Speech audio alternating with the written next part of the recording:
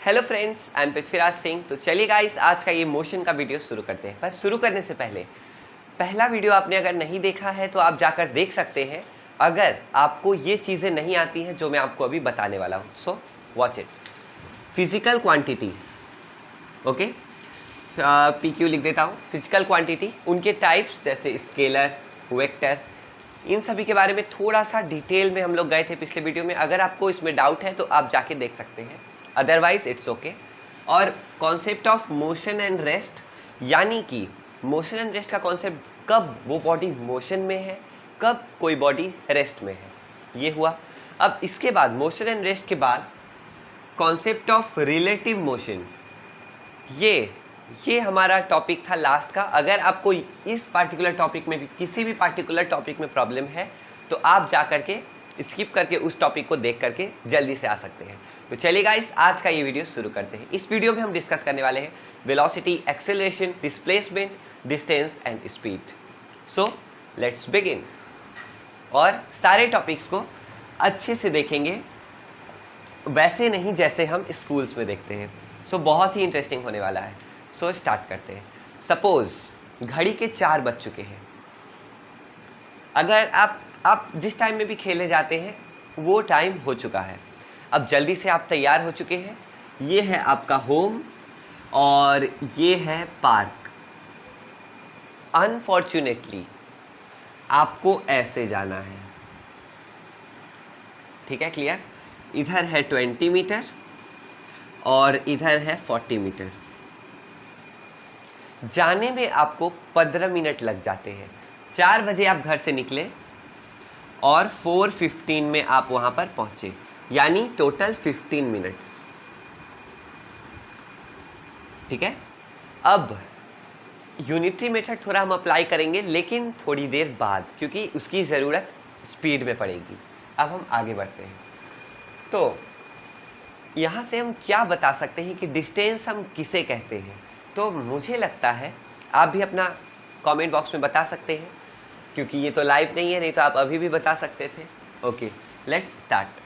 तो हम जो एक्चुअल पाथ लेते हैं, अगर आपका किस्मत बहुत अच्छा होगा तो ये स्ट्रेट लाइन भी हो सकता था, है ना।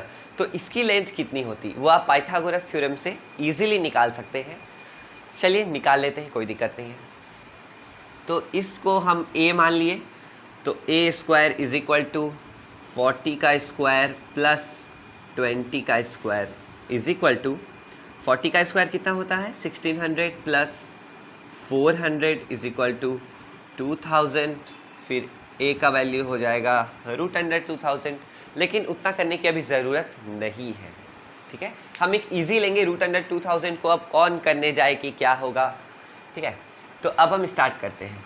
अनफॉर्चुनेटली ये रास्ता आप नहीं ले सकते, क्योंकि वो रास्ता है ही नहीं। उधर बिल्डिंग्स बनी हुई है, उधर स्कूल है, हॉस्पिटल है, जो भी है, रोड एक ऑर्गेनाइज्ड है, वो यही है। अब इसका लेंथ कितना है, इसका लेंथ कितना है 40 प्लस 20।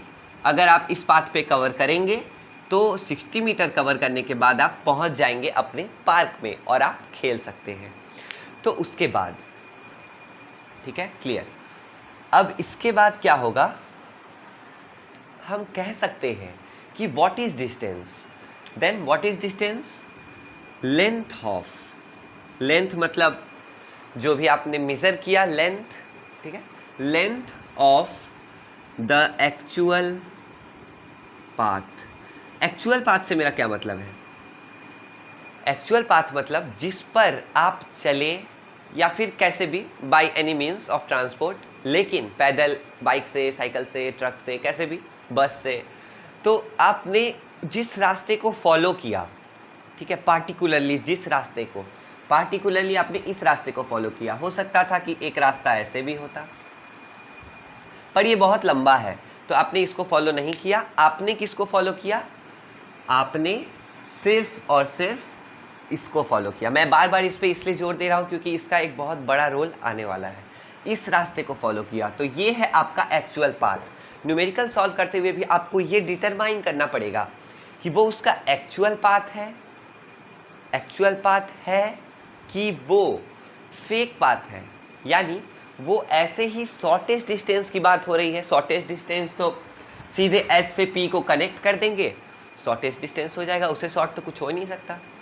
तो ये बात है यहाँ पर। तो हम कह सकते हैं length of the actual path taken is known as distance. ये एक बहुत ही बेहतरीन डेफिनेशन हो सकता है। ये क्लियर है। अब टाइम तो हमेशा ही इन्वॉल्व रहता है, अगर हम इन्वॉल्व करें चाहे नहीं, क्योंकि जब आप ये कवर कर रहे थे एक्चुअल पाथ का लेंथ, तो टाइम भी जा रहा था, और टोटल टाइम कितना गया? 15 मिनट्स। M I clear? तो अब मैं अगर यूनिटरी मेथड अप्लाई करने के लिए बोलूं, जो कि आप बचपन से पढ़ते आ रहे हैं, जैसे 1 मिनट में आपने कवर किया 60 मीटर। 60 मीटर क्यों? क्योंकि 40 + 20 60 मीटर। तो 1 मिनट में आप कितना करेंगे? तो आप करेंगे 60 डिवाइडेड बाय 15 = 4 मीटर। तो अगर मैं कहूँ कि आप 1 मिनट में 4 मीटर कवर करते हैं, तो मैं ऐसा कह सकता हूँ क्या कि 4 मीटर पर मिनट, ये कोई क्वांटिटी आई मेरे पास, उस क्वांटिटी को हम कहते हैं स्पीड। डिस्टेंस में टाइम को इन्वॉल्व करने के बाद जब हमें पता चले कि हम देखो 15 मिनट तक हर एक मिनट, हर एक सेकेंड आप चल रहे होगे, ठीक है, अपना पाथ को कवर कर रहे होगे। रुकने का वो मतलब वो वाली केस की बात नहीं कर रहा हूँ। आप हर मिनट, हर सेगमेंट में आप चल रहे होगे, टाइम के हर सेगमेंट में। तो हम निकालते हैं कि एक पार्टिकुलर सेगमेंट में आपने कितना डिस्टेंस कवर किया। अब एक आपको क्वेश्चन मिलेगा, जैसे कुछ वाइप करना पड़ेगा यहाँ पर, बहुत ही इंपॉर्टेंट क्वेश्चन, भारी नहीं है बट कॉन्सेप्चुअल है, बहुत सिंपल। अब देखिए, एक आदमी 10 मीटर जाता है और उसको 10 मीटर जाने में लगता है 2 सेकेंड। अब एक आदमी वही 10 मीटर जाता है जिसको वहाँ पहुँचने में लग जाते हैं 5 second. So what is happening? अगर मैं आपसे पूछूं कि कौन सा बंदा जल्दी 10 मीटर कवर कर रहा है, तो ये क्वेश्चन आई थिंक हार्ड नहीं होना चाहिए, आप सीधे डिवाइड करेंगे। लेकिन यहाँ पर आप क्या करेंगे?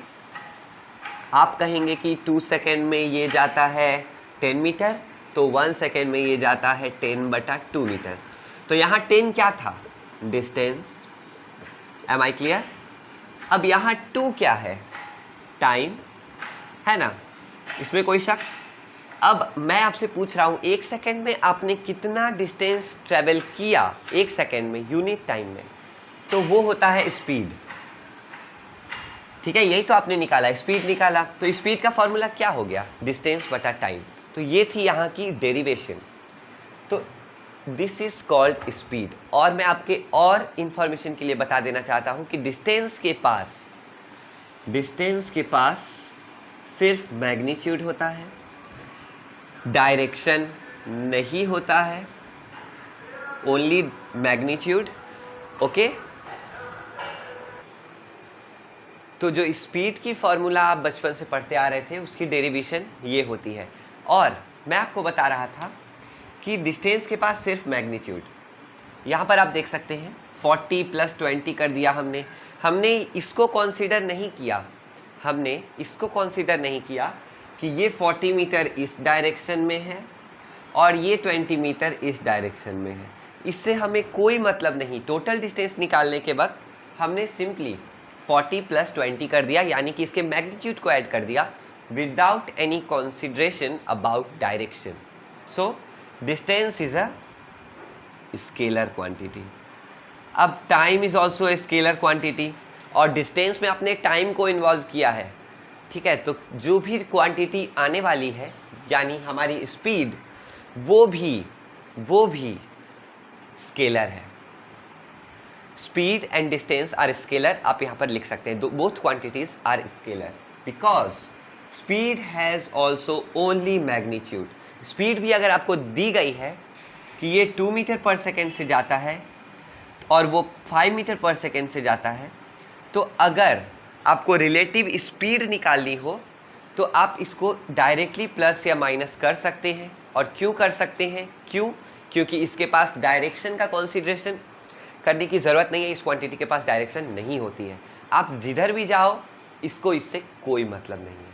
ओके गाइस, तो ये इंटरेस्टिंग लगा। अब आगे हम बहुत ही अच्छे क्वांटिटीज़ के बारे में डिस्कस करने वाले हैं, जो हो सकता है अगर आप पहली बार पढ़ रहे हैं ये चैप्टर तो आपको ना पता हो। So that is displacement. अब डिस्प्लेसमेंट के लिए मैं ये डायग्राम रहने देता हूँ क्योंकि हमें काम आने वाला है। और स्पीड अगर आप अच्छे से समझ चुके हैं तो वेलोसिटी समझने में दिक्कत नहीं होने वाली है, इसीलिए मैं कह रहा था अच्छे से सुनने के लिए। अब स्टार्ट करते हैं। ओ बाय मिस्टेक ये डिफिनीशन भी मिट गया। अच्छा कोई बात नहीं, फिर से लिख लेंगे।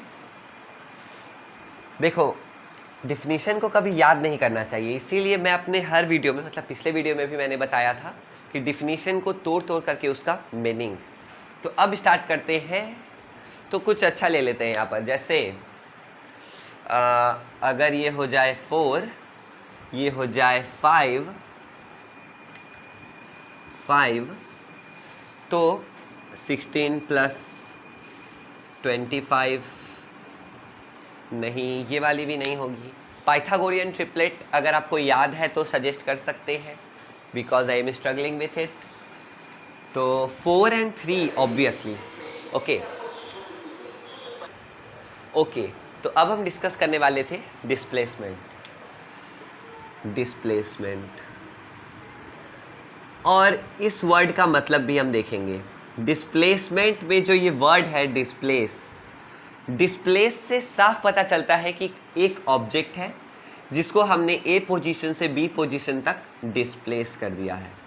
डिस्प्लेस मतलब खसकाने वाली फीलिंग आती है, जैसे आप उसको धक्का देके स्लाइड कर दिए, थोड़ा सा डिस्प्लेस कर दिए, है ना।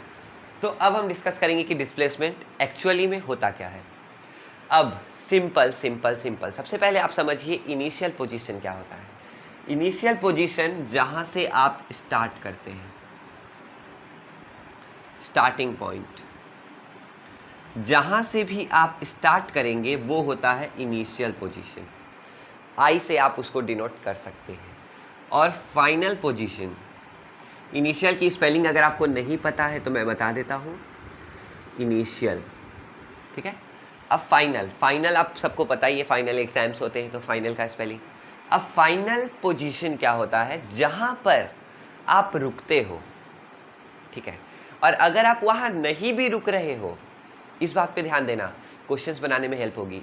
अगर आप वहाँ पर नहीं भी रुक रहे हो, फिर भी क्वेश्चन में अगर कहा है कि आपको बताना है कि इस पॉइंट सी पर, ठीक है, जो भी हो, इस पॉइंट सी पर क्या होगा, बल्कि आप यहाँ रुके नहीं, आप सीधे आए, यहाँ से टर्न लिया, पी पर चले गए क्योंकि आपको लेट हो रहा था, खेलने जाना था, जल्दी तो सबको रहती है। तो इस सी पॉइंट पर क्या होगा, तो आप कौन सा केस कंसीडर करोगे? सिर्फ यहाँ तक, यानी H to C। तो इस केस में इनिशियल फाइनल कौन सी होगी? इनिशियल होगी H और फाइनल होगी C। ये बहुत ही इम्पॉर्टेंट है, ठीक है, क्लियर है। अब हम इसको थोड़ा सा वाइप करेंगे क्योंकि हमें इसी एरिया में काम है। स्टार्टिंग पॉइंट आप समझ गए, initial, final, displacement, A to B, ये भी समझ गए होंगे, ठीक है। अब इसको मैं मिटा देता हूँ, C को भी। अब मैंने देख सकते हैं आप, ये वैल्यूज़ को मैंने चेंज कर दिया है। वैसे एक्चुअली यहाँ पर एक अंकल का मिल्क डेयरी है, तो वो अपनी गाड़ी लेकर के आते हैं तो उसमें गाना बजाते हुए आते हैं, इसलिए मुझे थोड़ी देर के लिए साइलेंट करना पड़ा था। तो मैं सोचा तब तक मैं ट्रिपलेट खोज लेता हूँ, तो ट्रिपलेट मैंने खोज लिया। अब शॉर्टेस्ट डिस्टेंस फॉर्चुनेटली आपको मिल गया है। तो शॉर्टेस्ट डिस्टेंस क्या हो सकता है? सोचिए। एक तो ये कुछ भी आप सोच सकते हैं, सोचने में कभी नहीं चूकना चाहिए। पहला आप सोच सकते हैं कि अगर ये दो डिस्टेंसेस हैं, ठीक है, तो अगर आप इन दोनों को ऐसे कर देंगे तो ये बहुत क्लोजेस्ट आ जाएंगे, तो शॉर्टेस्ट पाथ यही हो जाएगा, इसमें से निकल के इसमें चले जाएंगे। ऐसे अगर आप इसको क्लोज कर देंगे तो। But that is possible? Is that possible? Is this possible? No, that is not possible unless and until earthquake will happen. Okay, so दूसरा तरीका खोजना पड़ेगा। दूसरा तरीका क्या हो सकता है? सीधा सीधी एक line. Correct correct correct. Okay, सीधे सीधी एक लाइन। तो ये पाइथागोरस थ्योरम से आप ये निकाल सकते हैं। चलिए निकालते हैं। मेरे कहने का मतलब है 4 स्क्वायर प्लस 3 स्क्वायर, और हम सभी इसको हाइपोटेनस कहते हैं, इसीलिए मैं इसको h से डिनोट कर रहा हूँ। H square is equal to P square plus B square. अब 16 plus 9 is equal to 25। But this, बहुत बार ये गलती हो जाती है मुझसे भी, जल्दबाजी में मैं यही वैल्यू पुट कर देता हूँ इस पाथ की, बट नहीं करना है। h की वैल्यू होगी 25 रूट अंडर, क्योंकि यहाँ पर स्क्वायर था, है ना। तो ये हो जाएगा 5 मीटर। तो हम सिंपली 4 और 3 यानी 7 मीटर का डिस्टेंस कवर करते थे, सपोज। लेकिन अब हमें कवर करना पड़ेगा only and only 5 metre, 2 metres less. अगर किलोमीटर होता तो पता चलता, 2 मीटर लेस का कोई वैल्यू नहीं है, मतलब थोड़ा और चल लेंगे क्या है। लेकिन अगर किलोमीटर यहाँ होता तो 2 किलोमीटर कम चलना पड़ रहा है डिस्प्लेसमेंट के कारण। डिस्प्लेसमेंट को हमें थैंक यू बोलना चाहिए। अब हम आगे बढ़ते हैं, ठीक है। डिस्प्लेसमेंट का ये आप समझ गए होंगे। अब एक बहुत बड़ी बात इसके पास है जो डिस्टेंस के पास नहीं थी। पहले हम इसके डिफिनीशन पर चलेंगे। डिफिनीशन क्या हो सकती है? द शॉर्टेस्ट, आप खुद ही बताइए, the shortest length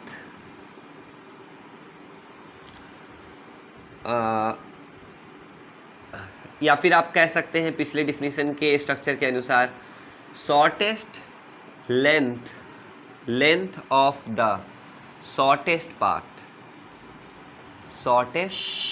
path taken from initial to final position. Okay, ये हम कह सकते हैं, ये बहुत ही अच्छा डिफिनीशन होगा। अब टाइम को इन्वॉल्व कर सकते हैं। आपने सब कुछ सीख लिया है? बिल्कुल नहीं, एक बात और बाकी है। आप यहाँ देख सकते हैं कि इस डायरेक्शन में हमें जाना पड़ रहा था। पहले हम इधर जा रहे थे, अब इधर जा रहे थे।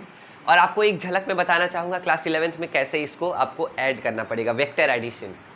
तो ट्रायंगल लॉ की जो मैं बात कर रहा था, एक आप ऐसे जा रहे हैं, आप देख सकते हैं H to P लिख देना, ठीक है। H to P आप गए, और एक बार आप ऐसे जा रहे थे पहले, यहाँ पर C मैंने लिखा था ना। ओके, तो एक काम करते हैं, यहीं तक रहने देते हैं। ओके, आप ऐसे जाके ऐसे जा रहे थे, क्लियर है। तो ये था C, ये है P। अब कुछ इसी तरह का एक कॉन्सेप्ट आपको मिलेगा कि this is equal to this plus this, जैसा पाइथागोरस थ्योरम में मिलता है, कुछ इसी तरह से मिलेगा, आपको अच्छा लगेगा। ये थोड़ी सी झलक मैंने दे दी है। अब डायरेक्शन की बात करते हैं सबसे पहले। तो डायरेक्शन की बात मैं करने जा रहा हूं, इसका साफ इंडिकेशन है कि डिस्प्लेसमेंट इज वेक्टर, है ना। ये एकदम क्लियर कट आंसर है कि displacement is a vector quantity, क्योंकि इसके पास डायरेक्शन है। अच्छा, मैंने आपको 1D 2D बताया है? शायद नहीं। ओके, तो 1D 2D हम देखते हैं अब, ठीक है। बहुत ही इंटरेस्टिंग है, देखिएगा। आप जा रहे हैं ऐसे सीधा, फिर आपने लिया एक राइट टर्न। अभी यहीं तक देखते हैं। पहले आप जा रहे थे सीधा, तो आप कंसीडर कीजिए, आपको सपोज ये वाला पाथ को मैं कह रहा हूँ भूल जाने के लिए, मैं मिटा देता हूँ। अभी एक ही पाथ है आपके पास, तो ये पाथ आप एक ही डायरेक्शन में फॉलो कर रहे हैं। यहाँ पे आप ज़्यादातर दो डायरेक्शन में जा सकते हैं। कैसे? एक ऊपर जा सकते हैं, एक नीचे जा सकते हैं। पर एक टाइम पर आप कितना डायरेक्शन फॉलो कर सकते हैं? सिर्फ एक। कैसे? या तो आप उधर जाएंगे या तो आप इधर आएंगे, और आप कहीं नहीं जा सकते, कहीं भी नहीं। ठीक है, क्लियर है? तो अब सॉरी, अब आगे बढ़ते हैं। अब आप एक राइट टर्न ले लिए, ऐसे जा रहे थे, अब ऐसे जा रहे हैं, डायरेक्शन चेंज हुई है। सीधा डायरेक्शन था, डायरेक्शन को आपने चेंज कर लिया, तो एक बार डायरेक्शन चेंज हुई है। तो यहाँ पर ये कितने डायमेंशन मोशन में आप जा चुके हैं? अगर मैं सिंपल लैंग्वेजेस में बताऊं तो जिस किसी ऑब्जेक्ट के पास सिर्फ लेंथ होती है, वो 1D होता है। 1D, सिर्फ लेंथ है किसी के पास तो वो है 1D। अब अगर किसी के पास लेंथ और ब्रेथ दोनों हो चुका है, आप याद कीजिए क्वाड्रिलेटरल्स में जब आप पढ़ते थे तो आपको अगर ये एरिया, अगर suppose this is a square, अगर आपको बताना है कि लेंथ इनटू ब्रेथ आप करते थे उसके लिए, एरिया के लिए, तो आप मानते थे सपोज इसको लेंथ इसको ब्रेथ, या फिर इसको लेंथ इसको ब्रेथ। तो यहाँ पर लेंथ और ब्रेथ दोनों है, तो जब लेंथ और ब्रेथ दोनों मिल जाए किसी पाथ का तो आप कह सकते हैं वो 2D है। क्लियर? अब तीसरा जो आता है हाइट। किसी भी 3D ऑब्जेक्ट का मतलब ये मत समझिएगा कि बहुत ही इमेजिनेशन वाला ऑब्जेक्ट। 3D मतलब सिंपल, जैसे आप सब 3D है, नो प्रॉब्लम। ये मार्कर कैमरा में हो सकता है 3D ना दिखे, दिख भी सकता है, पता नहीं। ओके, तो इसके पास लेंथ है, ब्रेथ है और हाइट भी है। ठीक है, जिस भी ऑब्जेक्ट के पास ये तीनों है वो आपको दिख रहा है तो आप कहते हो कि वो 3D ऑब्जेक्ट है। तो जिस पाथ पे लेंथ, ब्रेथ और हाइट तीनों, तो L plus B plus H is called 3D motion, 3 dimensional motion.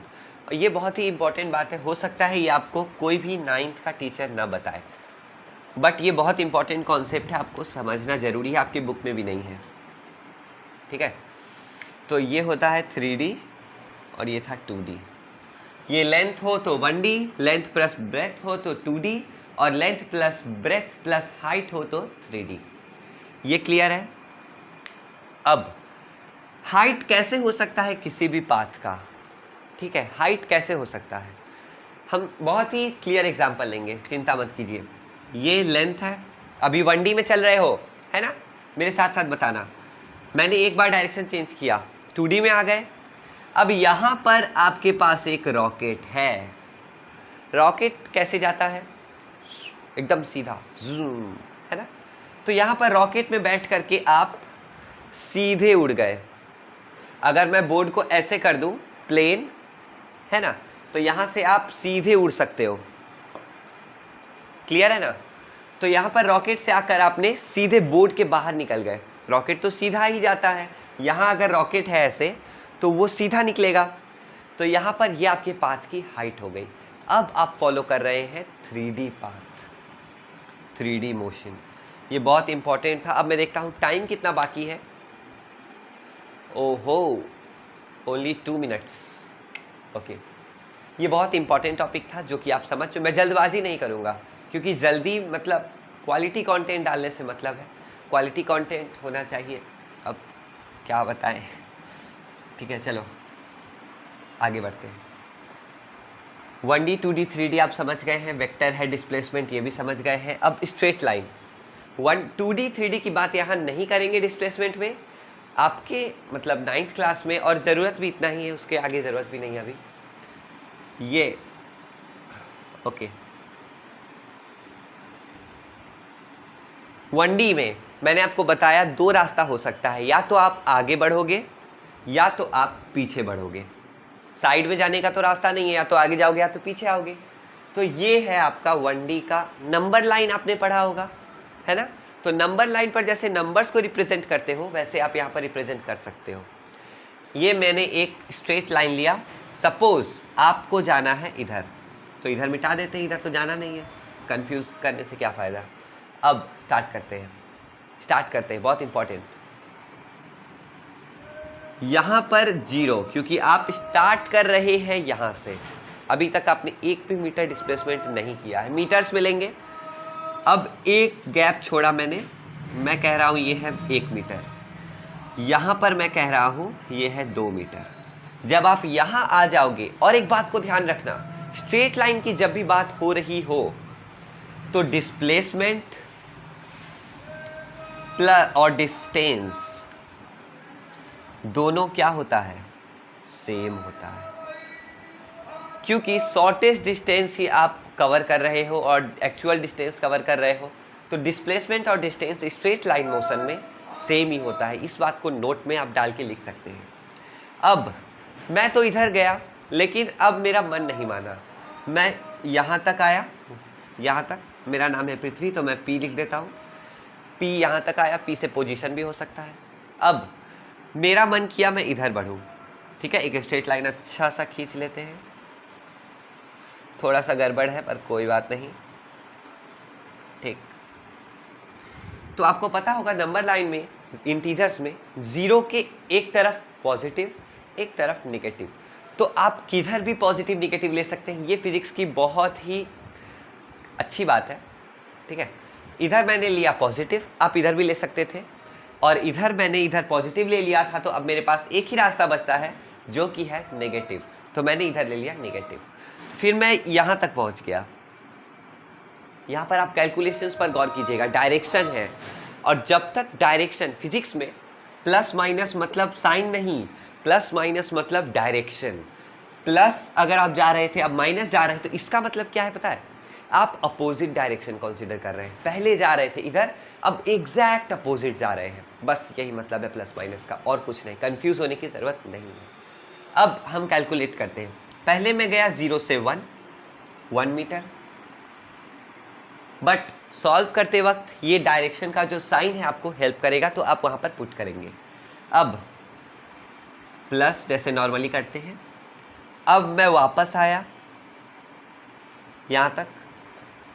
जब मैं वापस आ रहा था तो ये निगेटिव डायरेक्शन में मैंने कवर किया कितना, 1 मीटर, क्योंकि इस लेंथ का वैल्यू है 1 मीटर। पहले पॉजिटिव कवर किया जब इधर जा रहा था, अब इधर आ रहा हूं तो मैंने निगेटिव कवर किया। क्लियर? तो मैं लिखूंगा -1 मीटर। एक सेकेंड, ये वाला थोड़ा सा आज का लंबा हो गया है, लेकिन बहुत इंपॉर्टेंट टॉपिक्स हमने कवर की है, वो तो हमें ही पता है ना। So it's your choice. अब आगे बढ़ते हैं। तो अब आप इस डायरेक्शन में आगे बढ़ रहे हैं, तो फिर आपने वो -1 मीटर लिया जब आप इस डायरेक्शन में जा रहे थे, क्योंकि यहाँ से यहाँ का डिस्टेंस था 1 मीटर, और इस डायरेक्शन के लिए मैं कह रहा हूँ माइनस, ये ठीक है।